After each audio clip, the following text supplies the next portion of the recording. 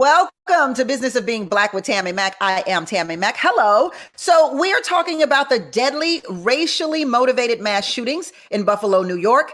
And you won't believe why a mother is suing her son's school. Also, why former co-founder of Black Lives Matter, Patrisse Cullors, has been hit with more allegations. And who is being considered to host the 2023 Oscars. Let's get down to business with another round of the political and trending highlights of the week. Please welcome my Friday co-host, the co-founder of the Anti-Racism Kentucky Coalition, Dr. O.J. Oleka.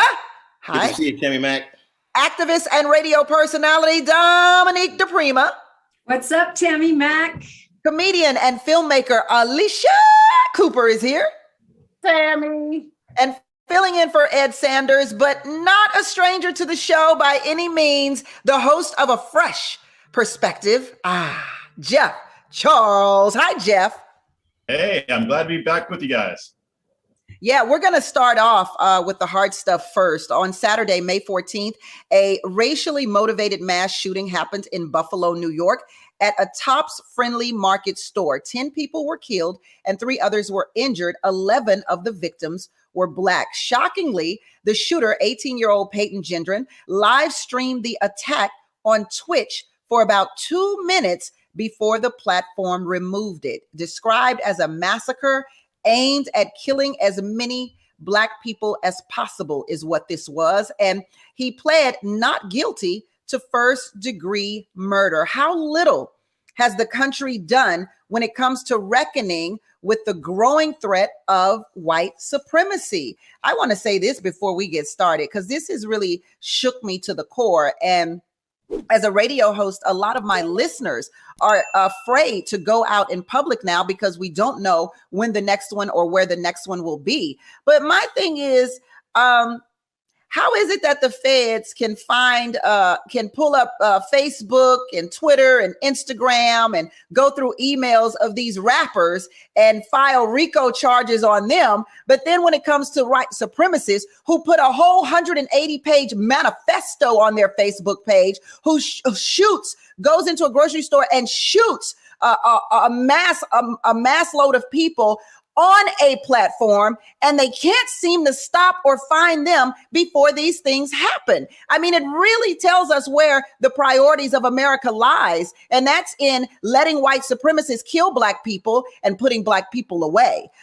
There has to be some sort of medium for this. There has to be another way. I mean, America can make hate crime bills for every other ethnicity except Black people. It's really becoming a little annoying at this point and extremely dangerous for Black people to live in this America. And it's a sad, sad story for America to have to tell. Dominique, go ahead. Well, you've laid out a lot of things that are important for us to consider. And here's a young person who actually threatened his own high school. Given what we've seen with mass shootings in high schools, you would think that he would be being tracked, right? For sure, that's someone you would track. Those are major red flags. Many African Americans have pointed out on social media and on my radio show that this person would not have been taken into custody alive had they been Black. Had they had a belt buckle, a cell phone, or, a furtive glance, they would have been mowed down. But this person can come with body armor, some kind of weird uniform, and semi-automatic weapons after having shot 13 people and be gently taken into custody and having been talked off the ledge from taking his own life. It is about priorities. And it's also about facing facts. We're so busy fighting terror in Somalia, fighting terror in, the rest of the world, that we don't focus on the major white supremacist terror threat of domestic terror right here at home. But it also makes you think that it's because the powers that be are complicit. It makes no sense why all this stuff keeps happening. There's no accountability. This shooter in Buffalo, they said the armor he had on was over $2,000. The weaponry was over $2,000. This is a teenager. So that means that his parents or somebody else is funding all of this stuff. When do we hold the parents accountable for these people? It has to be deeper than this. If you ride in a car with somebody who commits a crime, you get the same penalty they get. whether you had anything to do with the crime or not. So it's like we have to go deeper with this stuff. And it's all this implicit bias, explicit bias is very frustrating. Even that 6'9" guy who broke out of jail with the corrections officer, this man was tall, huge. Never once did you hear the cops describe him as large and he's so big, like they would do George Floyd, like they did Terrence Crutcher.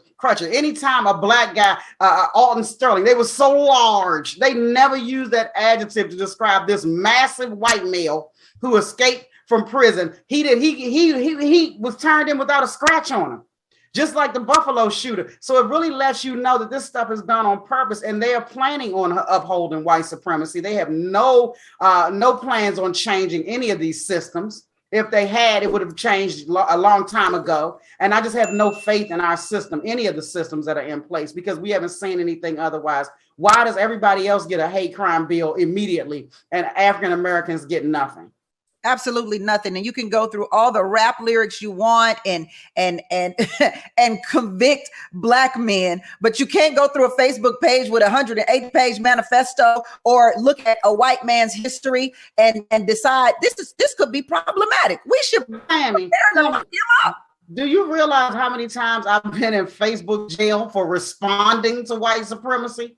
If I say anything back, I'm locked up in Facebook jail. Instagram has gone into my private messages, and I didn't even say anything, and I got banned. So I'm like, y'all are attacking me, but somebody like this is it makes no sense. Jeff? I mean, I agree with everything that Alicia just said. I mean, what this incident shows, just like all the other incidents shows, is that we can't rely on the government. I mean, they're not here to protect us. I mean, we're talking about hate crime bills. I was having this conversation the other day. Part of me is almost glad that they did, because it wouldn't have done anything anyway. It would have given us a false sense of security. The bottom line is that if we're going to be protected from white supremacist threats or other threats, we got to do it ourselves. I mean, if I'm going to be attacked by a white supremacist, the government's not likely to help me. My Smith & Wesson is. So I think that when we see these incidents, we have to realize these are not our friends. Sure, there are plenty of people who actually want to help. I mean, the FBI does catch some of these people, but even if they were trying to their fullest extent, they're not going to catch everybody. As a people, we need to protect ourselves, and the government shouldn't be our focus, because they're not here for us.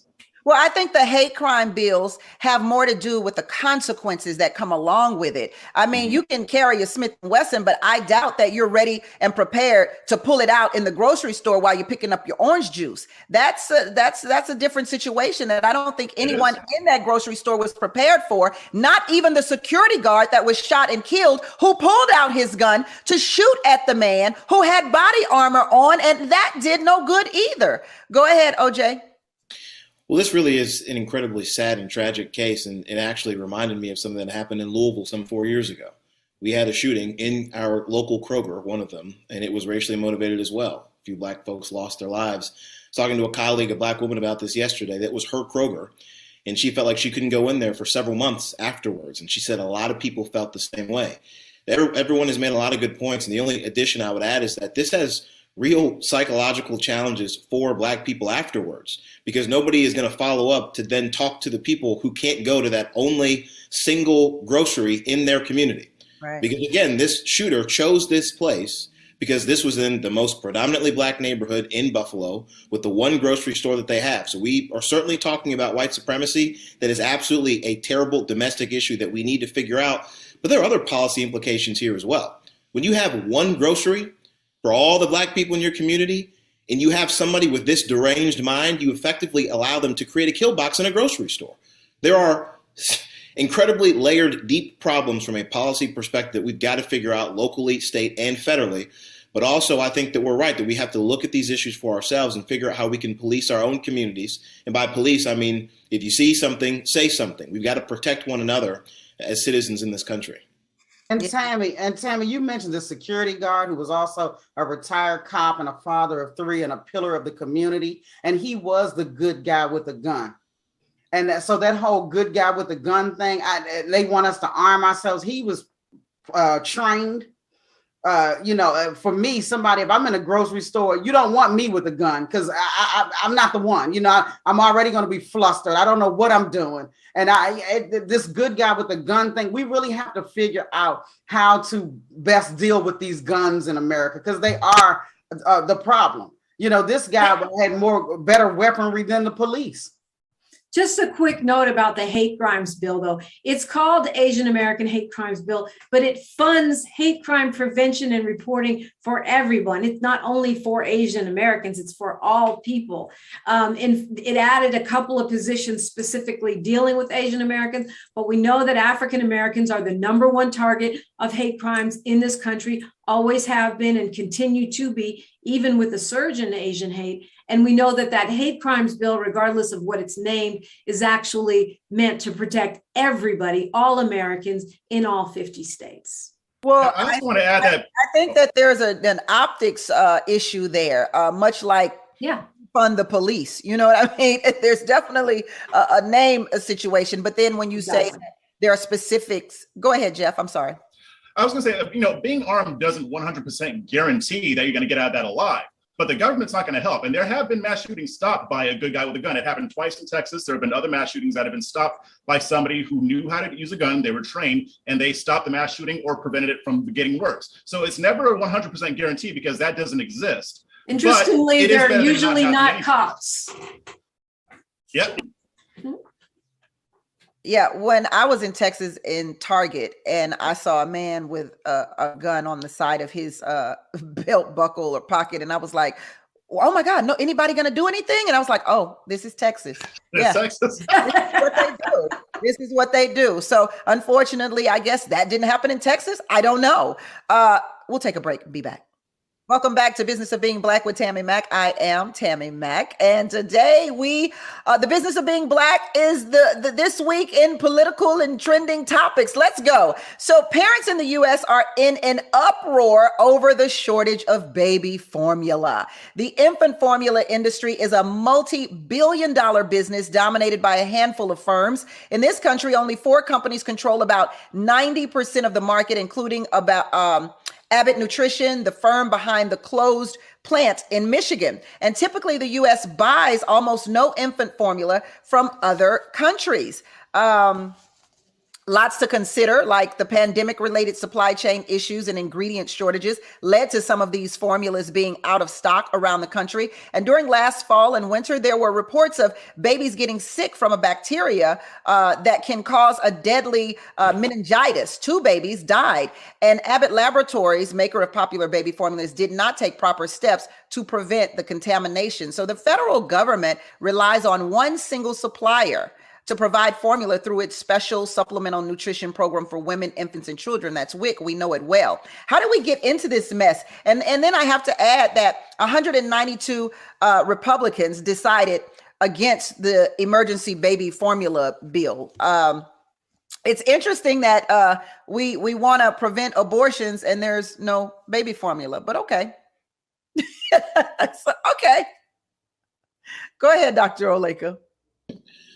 Well, this is a government-created problem, so it's clear why Republicans wouldn't vote for a government-offered solution. Let's go through all the things that you mentioned.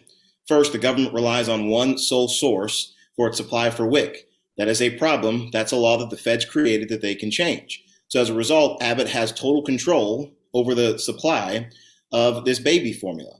How do they get total control? Because as you mentioned, there are only 4 firms. They're not 4 firms in the world, but because of tariffs and because of federal regulation, the companies in Canada and Europe who could produce great baby formula as they do for other people all around the world can't compete in the United States the way that they would like to.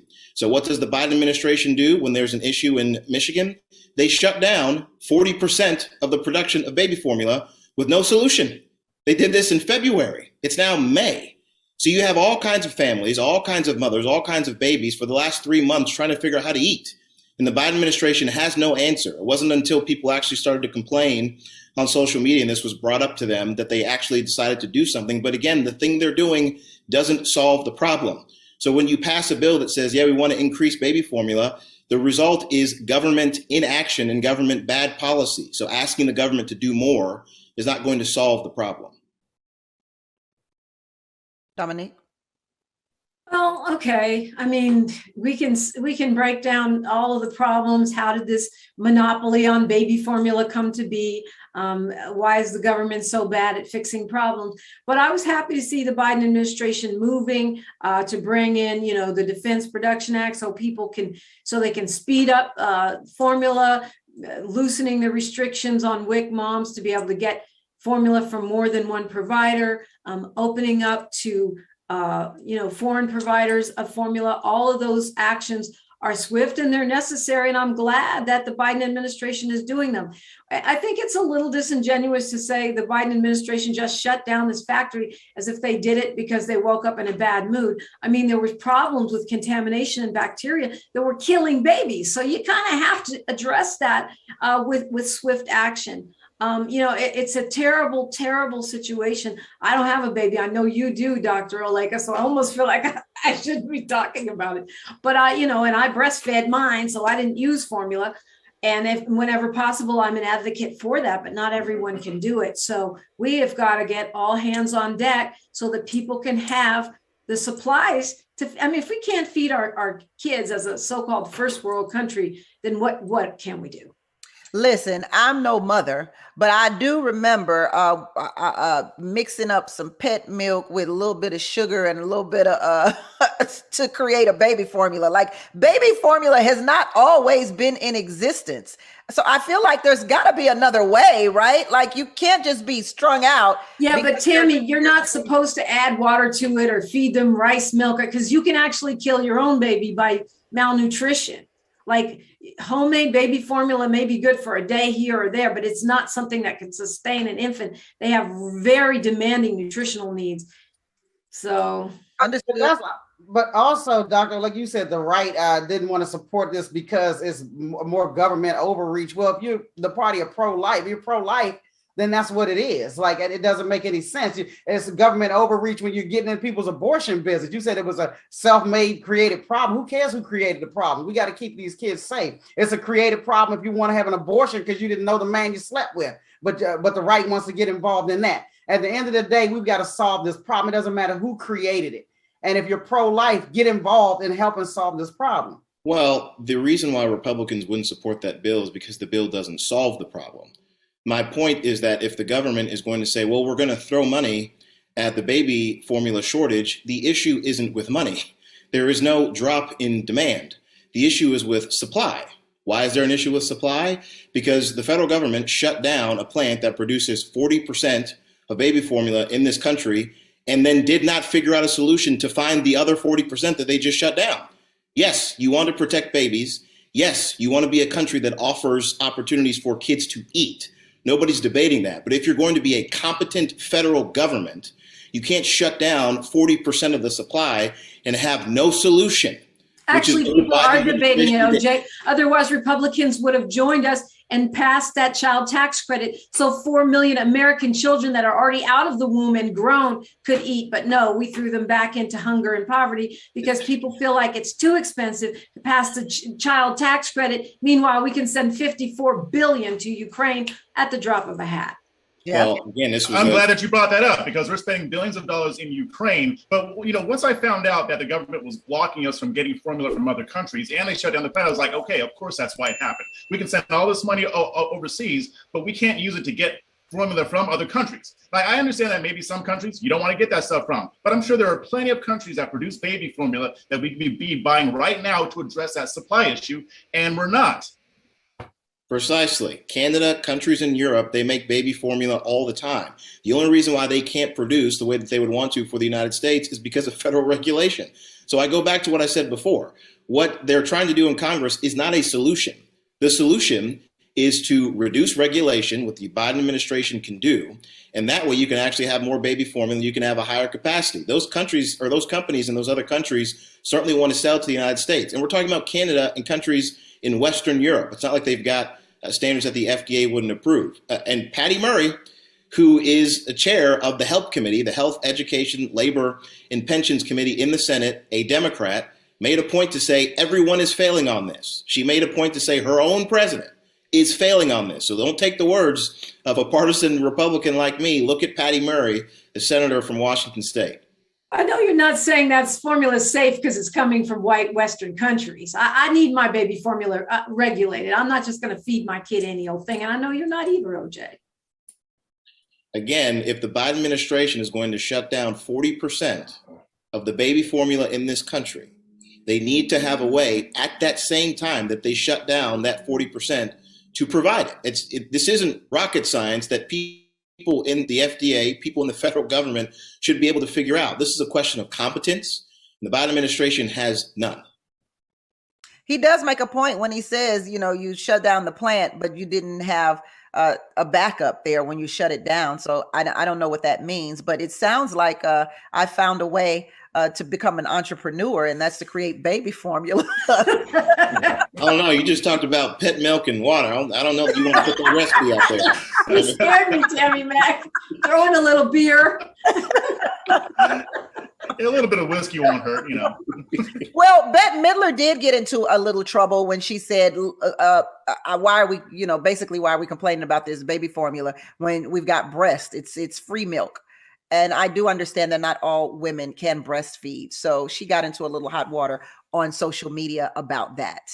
I don't know if any of you remember that or not, but I did. I responded to it on Twitter. What did you respond? What did you respond, Dr. Oleka? I said it's one of the most inaccurate and stupid comments that somebody could make about women breastfeeding, to just assume that anybody can do it.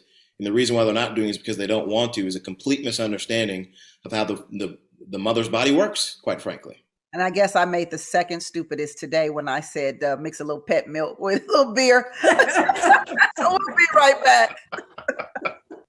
Welcome back to Business of Being Black with Tammi Mac. I'm Tammi Mac with another round of the political and trending highlights of the week. Please welcome my Friday co-host, the co-founder of the Anti-Racism Coalition, Kentucky Coalition, that is, Dr. OJ Oleka, activist and radio personality, Dominique DePrima, comedian and filmmaker, Alicia Cooper, and filling in for Ed Sanders, but not a stranger to the show, the host of A Fresh Perspective, Jeff Charles, is here.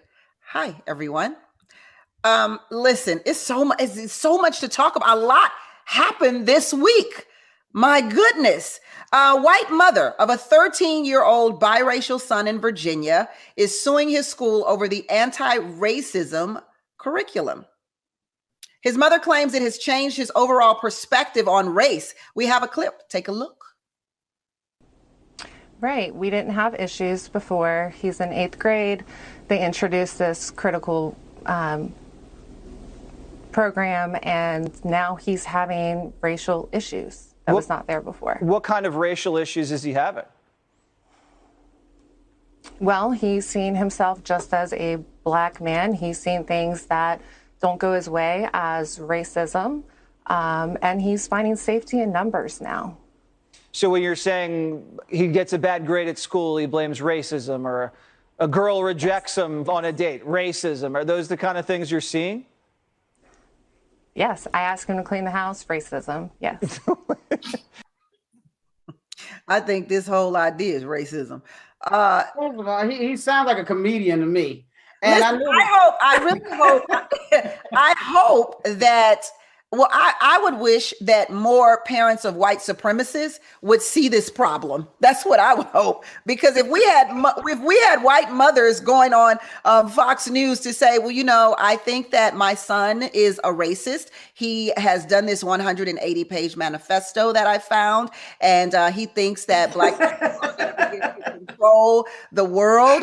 He thinks that our race is going to become the minority. Like, where are those mothers and their concerns is what I'm trying to figure out right now. Go ahead, Alicia. Yeah, they're certainly never going to be on Fox News. That's and I knew it was either going to be Florida, Virginia, or Texas.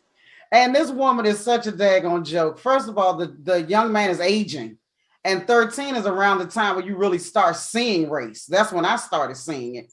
And it's natural maturation. He's maturing. He's seeing stuff. And Fox News, such a joke. Oh, the girl rejects him on a date. Racism. First of all, she wouldn't have agreed to date him if she was a racist. So just shut up. That whole network just gets on my daggone nerves. And that mother, the man who procreated with her. Let's start there.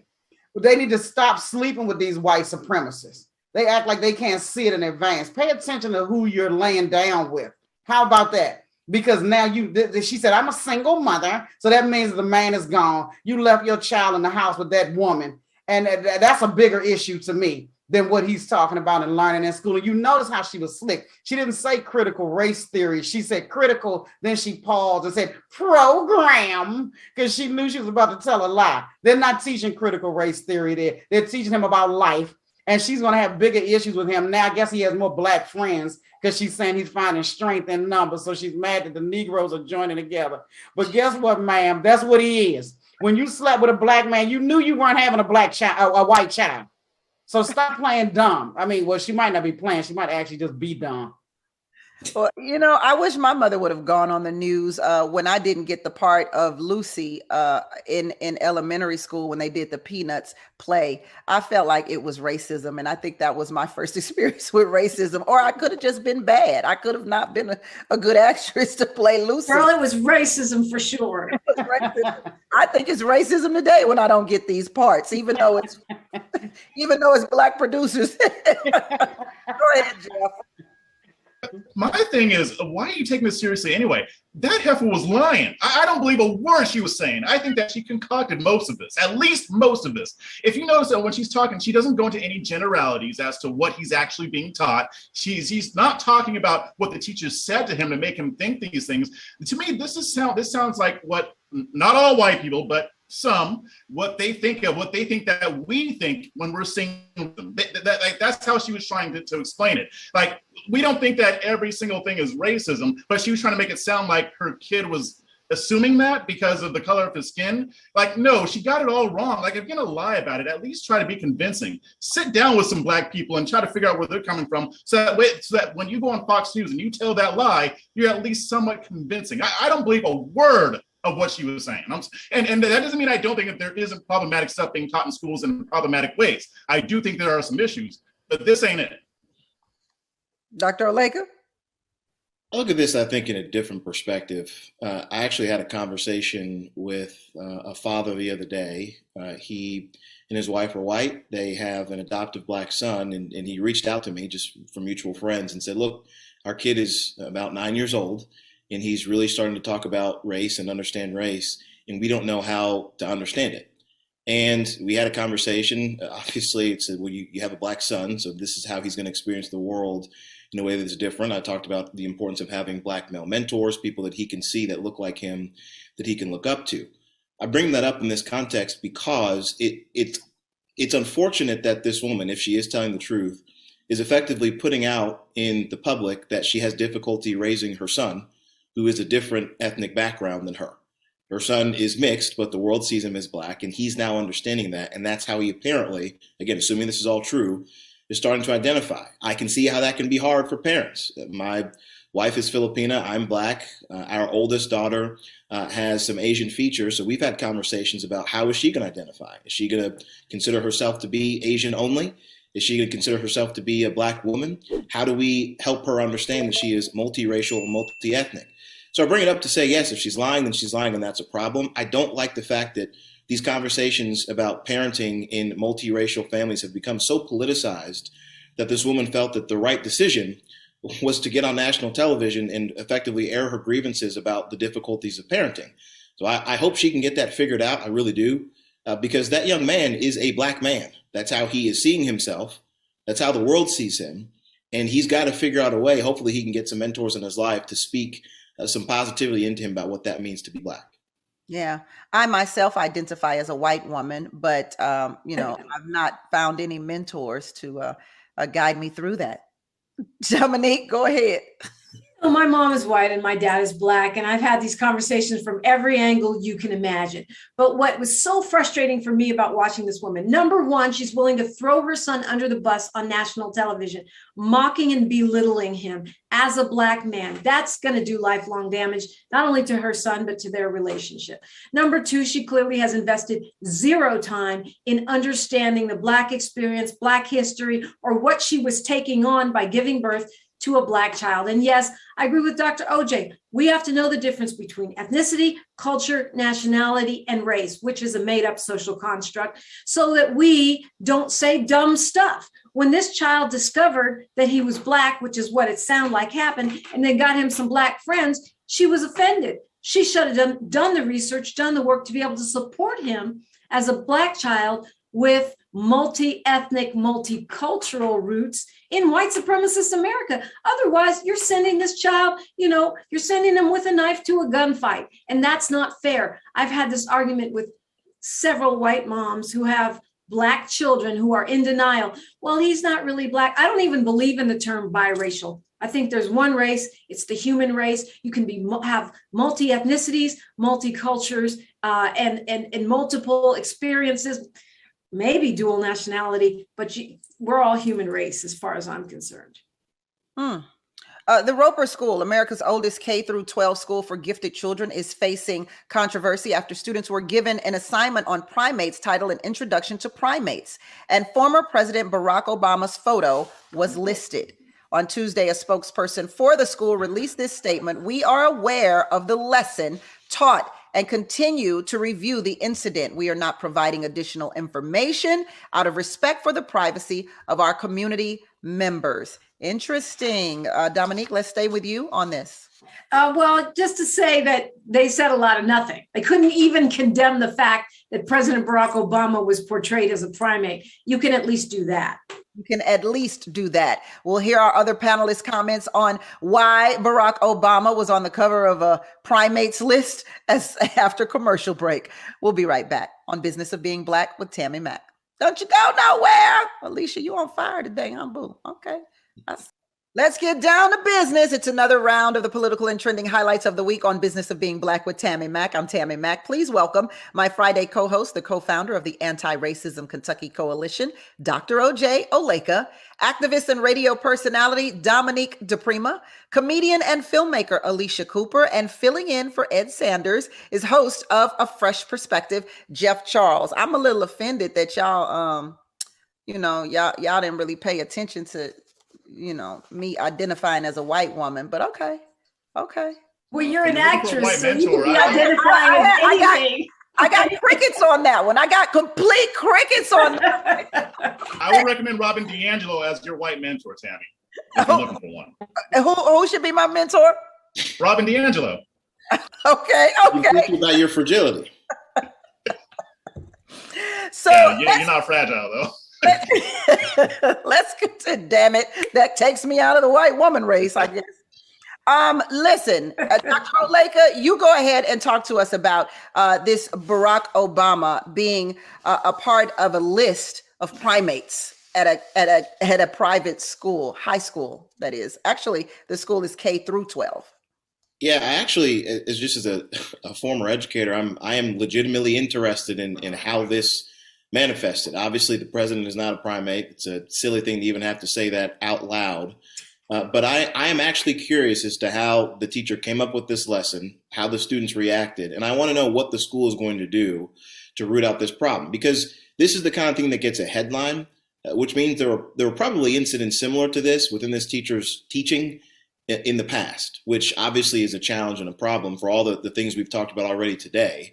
If you have teachers who are talking about primates and somehow a black president gets involved, there's an obvious problem. So I'd like to see how the teacher even came up with this, because it seems like a far stretch that this person could think that was ever a good idea. The reason why this pisses me off so much is because when we just finished talking about the woman and what her biracial son was being taught at school. And my thing is, white people are so concerned about critical race theory and what's going to make their children uncomfortable. How uncomfortable do you think this makes black children feel? How uncomfortable must this be to have to go to school and see that you've labeled the president of the United States as a primate, and I too, because I look like him, must be considered a primate as well? Talk about the uncomfortability of sitting in a classroom and not being able to say anything. Get out of here. Really? Go ahead, Dominique. Well, I mean, I've had my son in some of these elite institutions, and they talk a good game. This is what I call fake wokeness. But when it comes down to it, as Dr. OJ rightly pointed out, many times it's not just an individual teacher either. It is a subculture at that school, or really, I should say it's the prevalent culture, but it's just on the under. And so, and many times private schools do not have to answer to the same rules, regulations that public schools do. So there's a lot of this that goes on. And this is part of the targeting of Black boys and pushing them out of paths to success and putting them into the school to prison pipeline. And it has to stop. Yes. Alicia. Yeah, and then somebody in the comments said they didn't see the problem with it because humans are primates. I was like, first of all, if it wasn't a problem, why didn't the teacher? That was my next question. Aren't we primates? Go ahead. But why didn't the teacher use his own photo then? They knew what they were doing, and they should take that school and rename it the Barack Obama Academy.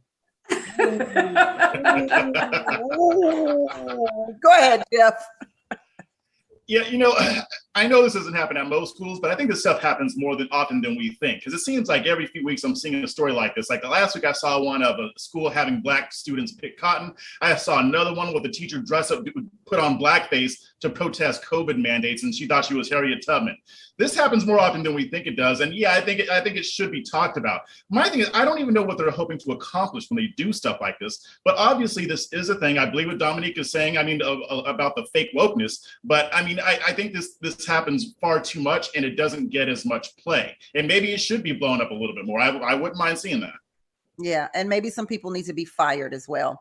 Black Lives Matter co-founder Patrisse Cullors is facing more criticism. According to reports, the Black Lives Matter Foundation paid nearly $4 million in consulting payments to its board secretary, Patrisse Cullors' brother, and the father of her child. Paul Cullors was paid $840,000 for allegedly providing security services to the nonprofit organization. New financial filings reveal that Paul Cullors is paid more than dozens of other employees. It was also revealed that the organization paid a company owned by Damon Turner, with whom Patrisse Cullors shares a child, almost $970,000 to help produce live events as well as other creative services. And Cullors previously said that her sister, mother, and brother were employed with the Black Lives Matter Foundation. I find this interesting that it's so important after we just watched the president hire his entire family. But okay, Dr. Oleka.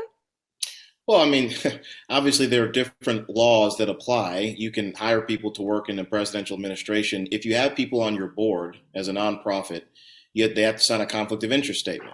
All of us have been on nonprofit boards. I'm on a nonprofit board. You have to sign a conflict of interest statement that says that you can't do certain things. You have to recuse yourself from certain things. The fact that this organization paid family members who were on the board of the executive director millions of dollars, and that might be fraud. If we're talking about what this could actually be, a lot of organizations and businesses didn't think that they were giving money to this organization to enrich a specific family. And so, she's going to have to answer for those kinds of questions if there's additional lawsuits that are filed, but it is certainly not a good look. Dominique? Yeah, as Dr. OJ says, I've been on nonprofit boards too. I think it's important to remember when we talk about Black Lives Matter that there are three separate entities. There's the Black Lives Matter Global Network Foundation, which is where all the money is. And that's what we're talking about when we talk about these 990 financial reports that were released by Black Lives Matter. So they, this information is coming from the Global Foundation. Then you have the Political Action Committee, which deals with supporting politicians and laws. And then you have Black Lives Matter Grassroots, which is really what Black Lives Matter is. When we think of Black Lives Matter, we think of the protests. We think of the people marching on the ground. We think of the incredible progress that we've seen in this country because of the anti-racist movement. That is Black Lives Matter Grassroots, and they are still active. In fact, they're on their way to Buffalo right now to help feed people and to protest the white supremacy there. So yes, I think on the one hand, you have to say, well, it's important and good for Black organizations to have resources. There could be some governance issues, surely there. But at the same time, we have to look at the three separate entities. Black Lives Matter Grassroots, doing the work on the ground. Black Lives Matter, the PAC, and Black Lives Matter, the foundation. And the foundation has been taken over by the very consultants that are being paid, and it's a little confusing, but the board chair was not Patrisse Cullors. The board chair awarded that money to his own company. And then, yes, the governance issues, well, they'll be playing out in public, but it's important to understand these are three separate organizations that are affiliated with each other, but run by different people. Well, I mean, it's nice of you to educate us on that, Dominique, but I don't think that most of the world acknowledges three different organizations with the same name. So it's very difficult for. Well, the government does, and they do have different names: Global Network Foundation, Black Lives Matter Grassroots, and Black Lives Matter Political Action Committee. Right, but what I'm saying is the awning is Black Lives Matter. And right. So for the regular lay person, they're not going to sit down and try to figure out the difference between global, grassroots, and whatever else is in the center. We see Black Lives Matter. And so whichever organization it is that's done this particular, alleged crime or whatever it may be. It's not an alleged, it's not an alleged crime right now. It's alleged nonprofit governance. Okay. So whichever organization it was that does that, I think it hurts the, I guess in this case, it hurts the grassroots, and it hurts anything that's labeled Black Lives Matter, unfortunately, because people just don't see the difference, especially if they've been giving their money and now they have to figure out, well, who am I giving my money to? Well, never mind. I'm just not going to do it anymore because this Black Lives Matter thing is just, I can't figure it out. Just give to your local chapter. Then you're good. Jeff? Yeah, I actually appreciate Dominique breaking that down, because when I'm talking to conservatives about that, I have to educate them on that. I try to get them to see the difference between the grassroots and the global, because there is a difference. And what the global organization is doing, at first, when these reports first started coming out, I thought maybe it was an accident, but now it just seems like a lot of it's on purpose, and it's making the grassroots look bad. So, I mean, let's go to commercial break.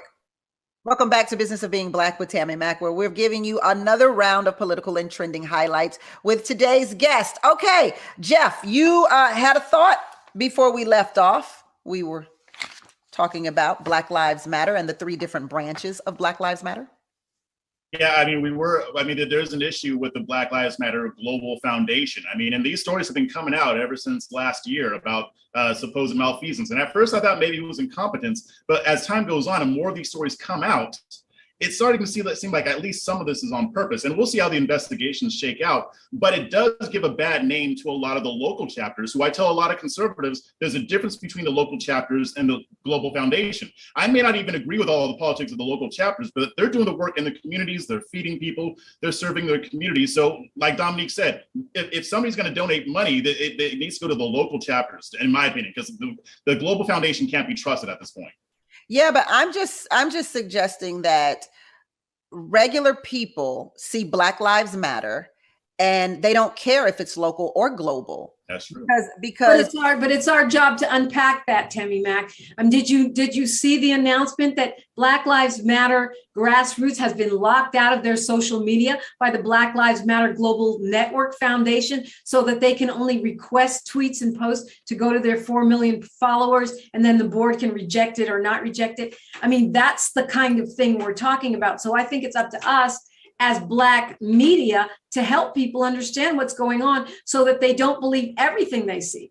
You see a story in the New York Post about a $6 million house. Well, lots of foundations own houses. The Getty Foundation owns like almost $1 billion in real estate. So like Jeff said, we've got to separate between what's sloppy, what's incompetence, people not used to handling money, and what is criminality or malfeasance. I agree with that 100%. And that's why I appreciate you giving us the differences. I'm just saying it's very difficult for the organization as a whole to have this issue, regardless of what branch that they're in, because under that name. And I'm like, I don't know if the local branches should go by another tag now, because of how dangerous this whole scandal has been for the organization and its name. Part of the reason it's dangerous is because right-wing media outlets lie and add on to it and put spin. And every single movement that we've seen in this country has had growing pains, scandals, whatever. Black Lives Matter motivated more people to march than any movement that we know of in recorded history. So I don't think they give up the brand. I think they keep doing the work and let the work speak for itself. Dr. Oleka?